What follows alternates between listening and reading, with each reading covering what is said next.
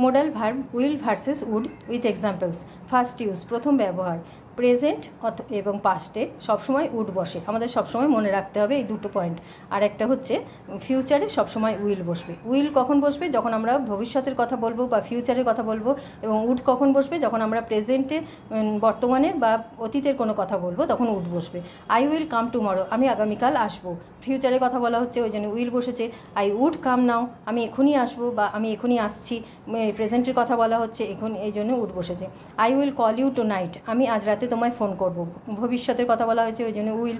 I would call him right away বা right now, আমি এখনই তোমাকে ফোন করছি বা ফোন করব।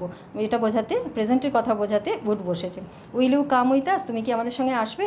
উইল ইউ কাম টুমরো, তুমি কি আগামীকাল আসবে? Will you come on his birthday, তুমি কি তার বার্থডে পার্টিতে, জন্মদিনের পার্টিতে আসবে?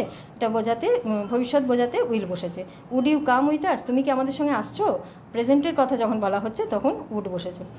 What will you prefer, what will you have or taken, what will you say, what will you bring, what will you give, what will on my birthday party, আমার জন্মদিনের পার্টিতে তুমি কি আনবে, কি খাবে, কি দেবে, এইসব বোঝাতে, ভবিষ্যতের কথা বোঝাতে উইল বসেছে।